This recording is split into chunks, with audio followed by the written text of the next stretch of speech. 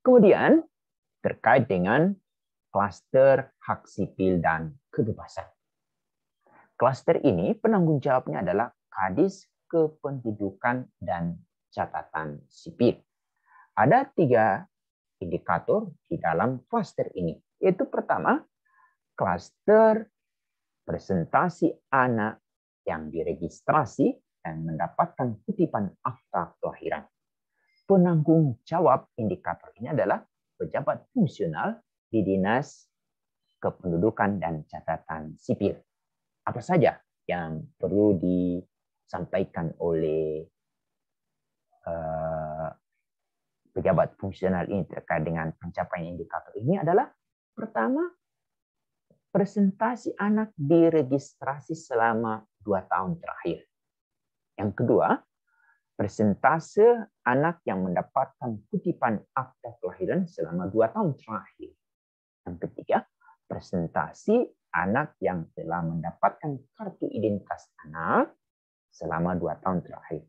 Tapi yang paling penting juga ini yaitu memastikan adanya mekanisme terkait dengan registrasi kelahiran dan kepemilikan akta kelahiran bagi anak jalanan, anak yang berkonflik dengan hukum, anak di panti, dan anak yang memerlukan perlindungan khusus sebagaimana yang diatur dalam pasal 59 Undang-Undang 35 tahun 2014. Di sana ada 15 item yang dikategorikan anak-anak yang membutuhkan perlindungan khusus.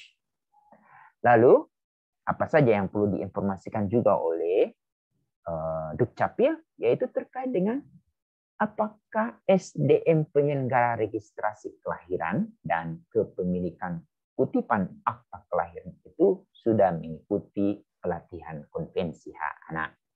Selanjutnya,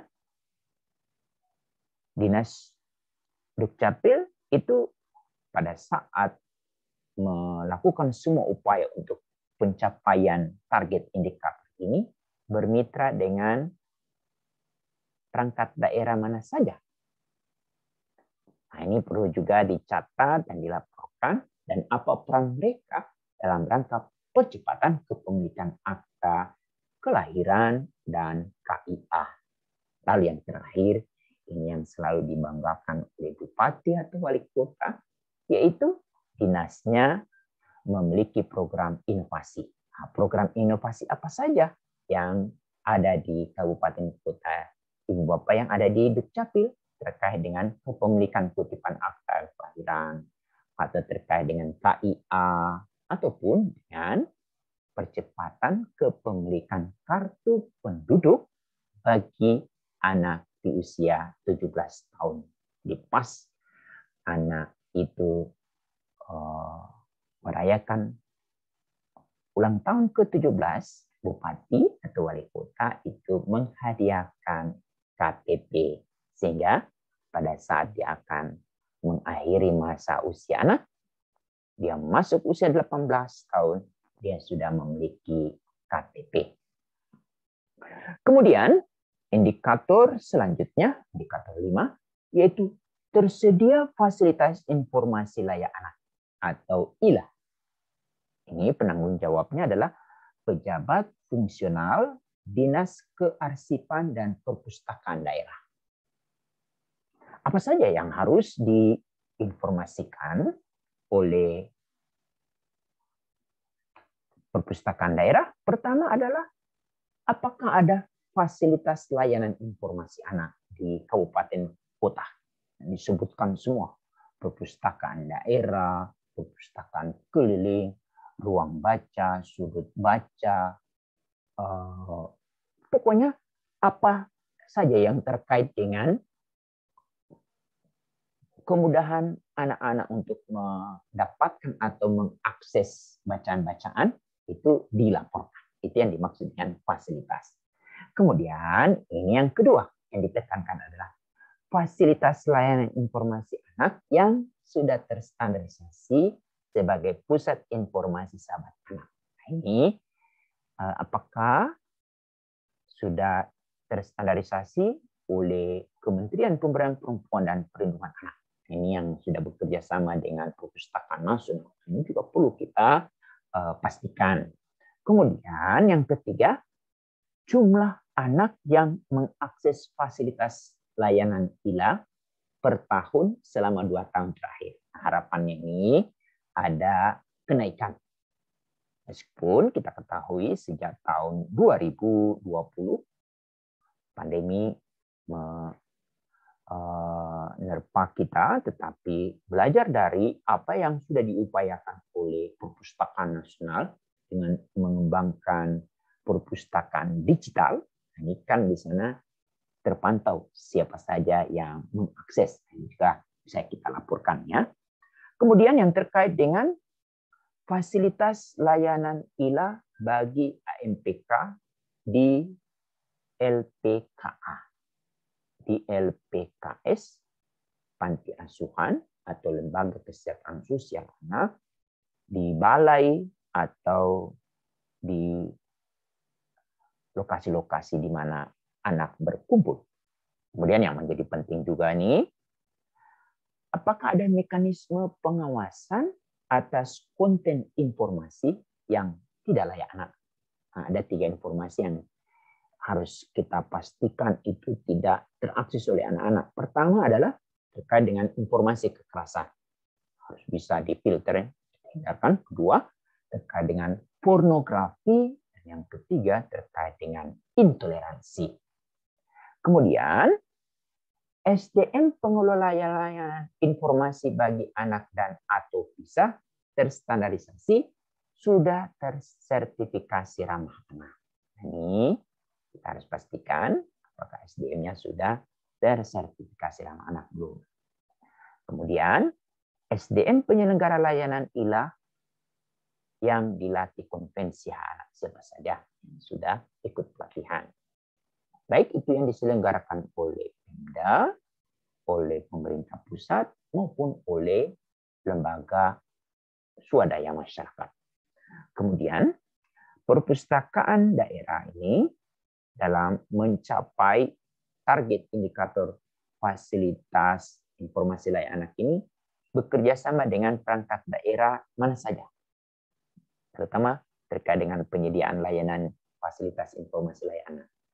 Antara lainnya dengan Dinas Kominfo mungkin, atau dengan Dinas Pendidikan, atau dengan UPTD yang ada di Dinas Pendidikan maupun yang ada juga di UPTD milik dari Kementerian Agama. Lalu terakhir, pasti di Dinas Kearsipan dan Perpustakaan Daerah memiliki inovasi. Nah, ini yang berharap informasi ini semua dikemas oleh Dinas Kearsipan dan Perpustakaan Daerah sebagai capaian terkait dengan tersedianya fasilitas informasi layak anak di Kabupaten Kuta layak anak. Dan ini yang menjadi bagian penting untuk dilaporkan oleh Bupati atau oleh Wali Kota pada saat evaluasi Kabupaten Kuta layak anak setiap tahun. Kemudian indikator ke-6, terlembaganya partisipasi anak. Penanggung jawab dari indikator ini adalah pejabat fungsional di Dinas PPA. Apa saja yang perlu diinformasikan terkait dengan capaian-capaian yang ada di indikator ini? Pertama adalah otomatis ya, sudah terbentuk forum anak di tingkat kabupaten kota. Lalu yang kedua, otomatis berapa persen kecamatan yang sudah memiliki forum anak. Sudah berapa persen desa atau kelurahan yang memiliki forum anak. Kami berharap semua kecamatan dan semua desa maupun kelurahan di kabupaten kota Bapak Ibu itu sudah terbentuk forum anak. Sehingga di setiap desa atau kelurahan anak-anak itu sudah aktif dan kemudian mereka pada suatu waktu akan menjadi aktivis di forum anak tingkat kabupaten atau kota. Kemudian, apakah forum anak atau kelompok anak itu sudah dilibatkan dalam proses perencanaan pembangunan daerah? Dalam hal ini, baik itu di tingkat desa atau kelurahan, kemudian musrembang kecamatan, musrembang kabupaten, atau kalau mereka memiliki kesempatan untuk diundang oleh Bapeda Provinsi, musrembang provinsi, dan berharap setiap tahun juga ada beberapa anak itu mendapat kesempatan dari Bappenas untuk ikut dalam proses musrembang nasional yang selalu dibuka oleh Presiden. Kemudian, ini yang keempat menjadi penting. Bappenas saja sudah melibatkan forum anak, bagaimana dengan dinas-dinas yang tergabung di setiap klaster atau setiap indikator. Jadi, baik itu di kelembagaan, klaster 1, klaster 2, klaster 3, klaster 4, dan klaster 5, apa yang sudah diperankan oleh forum anak, baik itu sebagai pelopor maupun sebagai pelapor. Kemudian, yang menjadi penting yang perlu disampaikan oleh Dinas PPA terkait dengan apakah forum anak atau kelompok anak itu sudah dilatih kompetensi anak. Ini menjadi penting. Begitu perlu dilaporkan. Kemudian terkait dengan